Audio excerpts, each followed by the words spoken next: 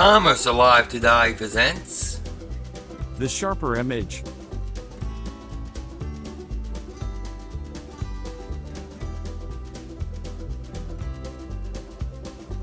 The Sharper Image was founded in 1977 by Richard Thalheimer. Thalheimer put himself through law school in San Francisco by selling office supplies, and 3 years after his graduation he hit upon a potentially profitable marketing idea that led to a full-time career in retailing. An avid runner, Thalheimer speculated that high-tech stopwatches might prove popular among others who enjoyed the sport. After lining up a supplier, he invested $1,000 in a magazine ad offering digital wristwatches with a stopwatch mechanism for sale by mail. Thalheimer's venture coincided with the onset of a national jogging craze. He was able to sell out his entire stock of watches. Realizing that a large American market existed for high-priced gadgetry, primarily among the country's growing yuppie community, of which he was a member, Thalheimer used his profits from the watch venture to run similar ads for telephones, miniature calculators, and other devices. In 1978, he incorporated his mail order business, calling it the Sharper Image, and the following year, he displayed his product line in a lavish, glossy mail order catalog. Profits from the Sharper Image's mail order operations rose steadily throughout the early 1980s. Eschewing market research, Thalheimer based his product line on his own instincts about what people like himself might buy, and the company's catalogs featured pictures of Thalheimer using the items offered for sale.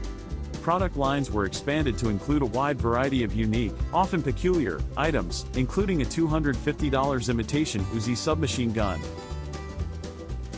As a mail order operation, the Sharper Image was able to keep its overhead low. By purchasing its inventory on delayed credit and paying suppliers after collecting from customers, the company could maintain limited inventory and operate with relatively little ready cash. In 1981, the company reported revenues of $28 million and profits of $1.4 million. In 1982, revenues reached the $51 million mark, and 3 years later, the Sharper Image was issuing 42 million catalogs annually and reporting sales of $69 million. In the mid-1980s, orders from the Sharper Image catalogs began to decline slightly, and the company explored new marketing techniques. When the Sharper Image advertisements on cable television proved unsuccessful, the company focused on appealing to customers who preferred not to purchase items through mail order, opening the Sharper Image retail stores around the country. In 1985, 12 stores were introduced in such urban centers as New York, St. Louis, and Honolulu. 20 more stores were opened the following year, primarily in affluent areas, including Beverly Hills and Stamford, Connecticut. The addition of in-store retailing involved a significant transformation of the company's business practices as well as increased costs for maintaining inventory and leasing store space.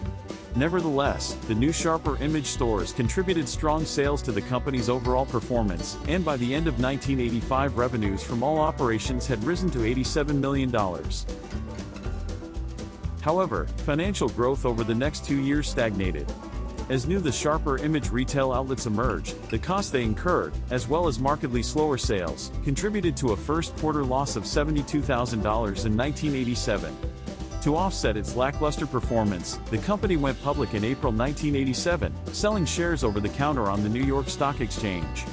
The Sharper Image raised $12 million by selling 1.4 million shares of stock. Thalheimer retained a 72% interest in the company, which immediately became worth millions. During this time, Thalheimer reduced his involvement in the company, gradually allowing management to oversee daily operations and make merchandising decisions. With its infusion of capital, the Sharper Image forged ahead with plans for rapid expansion. The number of retail outlets was increased to 42 in 1987, and the company reported gains in the second and third quarters of the year. Moreover, after an extremely successful holiday season, the company finished 1987 with profits of $5.6 million on overall revenues of $161 million. Despite the strong finish to the year, the Sharper Image experienced losses again in 1988. While first-quarter losses totaled $1.2 million, and were expected to continue for the next 3 months, the company continued its rapid expansion into conventional retailing, opening several more stores that year. Increased competition from department and electronics stores, as well as an unfavorable currency exchange rate, which led to low profit margins on goods manufactured in Asia, contributed to the company's mounting losses, which were reported at $2 million in September 1988. Some analysts pointed out that any growth reported on the part of the Sharper Image merely reflected the company's aggressive expansion policy and not higher sales at existing outlets. Sales at previously opened stores, in fact, dropped 7% between 1986 and 1987. As a result, the Sharper Image set out to modify its product offerings. During this time, the company was known for its pricey gimmicks and gadgets, including a suit of armor that sold for $3,800, a collector's sport car selling for $80,000, a $7,700 old-fashioned Coca-Cola vending machine, and a $649 toy model of a Ferrari. While such novelties drew people into the Sharper Image stores, the company began to rely on more practical, moderately priced products, such as briefcases and cordless telephones, for the bulk of its sales. Among its more popular items, for example, was a non-fogging shaving mirror for use in the shower, which retailed for $39. The company sold more than 70,000 of these mirrors. In addition, the company focused on controlling costs and improving management relations, which reportedly suffered due to that fact. Many employees and executives found Thalheimer a difficult and demanding boss. In fact, the Sharper Image experienced a high degree of employee turnover and had gone 9 months in 1988 without a chief financial officer due to disputes within the company. By providing a more cohesive managerial team, the company hoped to better control the costs incurred by its previously loose organization. By the end of 1989, the company's earnings had fallen to $4.7 million, despite sales of $209 million that represented a 10% increase over the previous year. Having become closely associated with the yuppie generation, the company saw its profits decline as the yuppie ethic of consumerism declined. In an effort to bring new customers into its stores, the Sharper Image increased its catalog mailings to 39 million in 1989, incurring a cost of $25 million, or $6 million more than it had spent on promotional mailings the year before. With fewer people in the market for luxury gadgets, however, even this big push failed to significantly increase the company's sales, 80% of which now took place in retail stores. The Sharper Image introduced catalogs aimed at several new types of customers in 1990. Sharper Image Kids featured video games and other toys for children. Catalogs designed specifically for customers over the age of 50 were introduced, as were home furnishings catalogs, prompted by a perceived trend among Americans to spend more time at home. In a joint promotional venture, the Sharper Image began to feature celebrities on the cover of its catalogs in exchange for advertising tied in with movie ads. The company also planned to market more functional products, such as devices for measuring cholesterol levels in food. "We want to move away from the disposable glitz of the 80s, Thalheimer told Business Week in 1990. Like most retailers, the Sharper Image suffered a heavy blow at the end of 1990, when holiday sales declined precipitously. The Sharper Image reported losses of $3.6 million, as sales dropped 13% to $181 million. In the spring of 1991, the company's merchandise buyer was let go, and Thalheimer returned to a more active role in the business. To cut costs, Thalheimer directed the renegotiation of some store leases during a time in which the real estate market was depressed. He also renewed the company's commitment to providing less expensive products, particularly those that could be sold for less than $50. Cutting down on the number of low-margin electronic products offered, he began exploring a new area of high-margin goods, men's clothing. Since surveys indicated that 65% of the company's customers were men, and Thalheimer believed that most men preferred not to shop in department stores, the Sharper Image began to offer designer ties, silk shirts, leather jackets, and comfortable walking shoes for men. This simple selection of stylish goods soon accounted for more than 10% of Sharper Image sales. By the end of 1991, the Sharper Image was still struggling. Several banks refused to increase the company's credit lines, as sales fell to $142 million and losses reached $5.2 million during its second year of poor performance. After this low point, the fortunes of the Sharper Image began to rebound slowly in 1992. The company began to run full-page promotional ads in local newspapers, and ads in 2 test cities, Kansas City, Missouri, and Buffalo, New York, prompted an 80% increase in foot traffic in the Sharper Image stores in 1 week. The company hoped that the ads, which were relatively inexpensive to run in major metropolitan areas, would familiarize more customers with its store's new low-priced product offerings. In April 1992, the Sharper Image began to market its products through mall carts, inexpensive, freestanding units that required only 1 employee. offering a small selection of reasonably priced items. These were installed in 17 locations. It's an easy way to expand the business without opening new stores, Thalheimer noted later that year in Forbes. Moreover, in August 1993, the company announced that it had finalized marketing deals with several department stores, including, most notably, Bloomingdale's, to sell its products at boutiques in their stores. Later that year, the Sharper image saw its stock price surge when it announced that it would market its wares through a cable television home shopping channel. During 2-hour-long promotions on the QVC network, the company sold as much merchandise as a small Sharper image store typically sold in 6 months. Earnings from this endeavor were particularly high since most of the products marketed were manufactured by the Sharper image, and those goods carried a 75% profit margin. In December 1993, the Sharper image announced a second major department store deal, as it sealed an agreement with Dillard's, a department store chain with 200 outlets in the Midwest and Southwest, to sell the Sharper image merchandise. As a result of such innovative marketing strategies, the Sharper image reported profits during 1992 and 1993. In January 1994, the company joined with 5 other retailers and media giant Time Warner Incorporated to launch a new 24-hour cable shopping channel. With more functional and affordable merchandise, the Sharper image had made strong strides in its effort to refashion itself for the 1990s. Future success would depend on its ability to adapt to changes in the marketplace through creative and aggressive marketing. This refashioning continued in 1995, when the company began targeting women through its Sharper image SPA catalog and 4 SPA collection stores. Men had accounted for an estimated 70% of sales. SPA products, including a face massager and calorie calculator, brought in about $10 million in their first year. However, the SPA collection division was axed in 1997 after 2 years of increasing losses. Sales were $188.5 million in 1995, producing a profit of $3.7 million. Sales increased to $204.2 million in 1996, while profits, hammered by rising paper costs, fell 88% to $444,000. The company was also marketing a line of furniture produced by Lexington Furniture.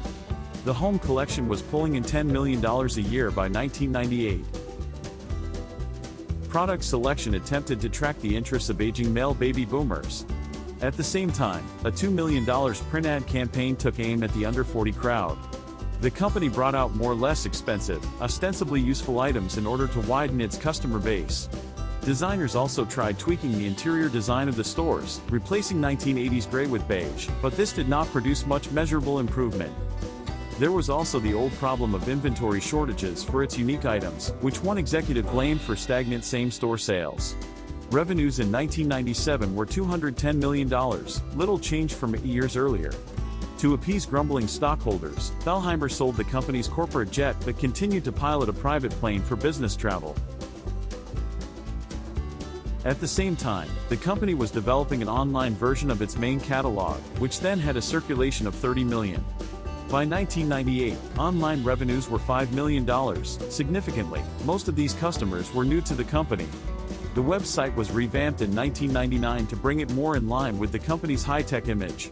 It now included more futuristic photos of the merchandise, a 3D section, and an auction feature for clearance items. Online sales reached $60 million in 2000. The web business was expanded in 2002 with the addition of sites in Asia and Europe. The Sharper image rode the Razor scooter craze to one of the best years in its history in 2000. The scooter phenomenon helped the stores connect with mainstream shoppers. The company ended the year with 100 brick-and-mortar stores. In October 2002, tie-in placed 20 items from the Sharper image's proprietary line of products in Circuit City's 600-plus U.S. stores. Sales rose 32% to $523.3 million in 2002, producing a net profit of $15.9 million. The Sharper image, once an icon of the 1980s, was finding its focus in the new century. Catalogs accounted for 25% of sales in 2002, when 78 million were mailed out to 16 million customers. There were 130 stores, and the company was experimenting with infomercials for its successful Ionic Breeze line of air purifiers. The company's customers were tending to be younger and not quite as affluent as in the late 1990s. The latter attribute allowed the sharper image to open more stores in less upscale areas, such as malls in Milwaukee and Omaha that were far removed from the enterprise's home market in downtown San Francisco. The sharper image had more than 140 stores in 2003 and was opening 24 stores a year. The company believed there was room for another 150 more in the United States. Most products sold by the sharper image were from its more lucrative private label collection, which was by then accounting for 3/4 of sales. These were designed at a facility in Novato, California. New products in 2003 included an ionizing feel-good fan, a $700 massage chair, and a portable personal entertainment center incorporating a DVD player, TV, and radio. Ionic Breeze air purifiers, which sold for $200 to $500, continued to be best sellers. Litigation involving its Ionic Breeze air purifiers sullied the brand's image. The company sued Consumer Reports for fail ratings on Ionic purifiers. In turn, the company was sued by customers for ineffective air purification. In 2006 there was a change in the board of directors of the company, and the removal of Thalheimer as CEO. Thalheimer was replaced by Chairman Jerry W. Levin. Not long after, on April 9, 2007, Stephen A. Lightman became the president and CEO. The sharper image stock price reached a record low of 29 cents a share on February 20, 2008. On February 25, 2008, the sharper image announced it had received notification that it would be delisted from the NASDAQ exchange. The company filed for bankruptcy protection with the U.S. Bankruptcy Court in Wilmington, Delaware after 4 years of sales losses and 3 straight years of losses. Sharper Image said it had $251.5 million of assets and $199 million of debts as of January 31, 2008, according to the filing. Cash on hand totaled about $700,000. All of its retail stores were closed by the end of 2008. On April 10, 2008, Levin resigned as a member and chairman of the board of the company to pursue participating with other investors to acquire some or all of the company's businesses or assets. But, as was pointed out, Levin hasn't made a lot of money for the investors of Sharper Image he's teamed up with so far, including under Levin. The company's stock price had fallen from about $40 3 years earlier to about 23 cents, a $3.6 million market capitalization at the time of his departure. Levin joined a group making a bid for the company. The group included hedge fund Ramius Capital, which was involved in Levin getting onto the company's board of directors, and Clinton Group, which announced a large stake in the company in December 2017. On May 29, 2008, a joint venture led by units of private investment firms Hilco Consumer Capital, Infinity Lifestyle Brands, Gordon Brothers Group, and Blue Star Alliance won a bankruptcy auction to acquire the assets of the Sharper Image, paying $49 million plus some contingent recovery for the company's assets. The Sharper Image name was then licensed and used to sell products through major third-party retailers and the branded website. New products were created through partnerships with other businesses. In 2011, Ionic Brand Group bought the Sharper Image brand and took control of all licensing relationships, while Camelot Venture Group continued to operate the catalog and website. In June 2014, Camelot Venture Group acquired the rights to the U.S. direct-to-consumer division of the brand from Ionic Brand Group. In December 2016, Irvine, California-based 360 Group, owners of brands such as Faux Schwartz and Vornado Air, purchased all remaining rights from Ionic Brand Group for $100 million. In 2019, 360 Group relaunched Sharper Image with new logos, styling, slogans, and a refreshed product assortment. According to the Wall Street Journal, indoor air pollution can be up to 5 times worse than the air outdoors. Clean air can be the difference between living comfortably or being miserable. Sharper Image introduces the ultimate clean air solution, the patented Ionic Breeze Quadra. Exclusive Xeneon technology cleans and circulates air without a fan or filters and is totally silent. Here's how it works. First, the Ionic Breeze positively charges the incoming air. Then the air is pulled toward the negatively charged grid like a magnet. The positively charged contaminants attach to the collection grid, and then the cleaned air is accelerated into the room, creating a fresh, clean smell. Cleaning takes only minutes. Just pull out the collection grid, wipe it with a damp cloth or sponge, and slip it back in. It's that simple. Studies have proven the Ionic Breeze removes allergens such as pollen and animal dander. It even removes airborne bacteria.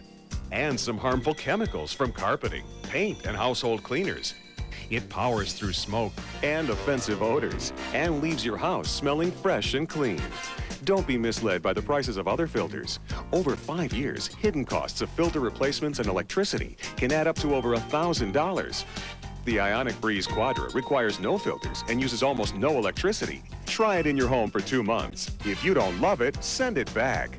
Sharper Image will give you a full refund. Through this exclusive offer, Sharper Image will send you a free bathroom Ionic Breeze. This compact plug-in helps even dirty bathrooms smell fresh and clean 24 hours a day. The $69 bathroom Ionic Breeze is yours free when you order today. And that's not all. Call now and be sure to ask about free shipping. Call 1-800-441-2400. Help eliminate chemicals, allergens, and odors with the Ionic Breeze Quadra. That's 1-800-441-2400. If you have any fond memories, please indicate it at the comments below. Thanks for watching, subscribe, and like.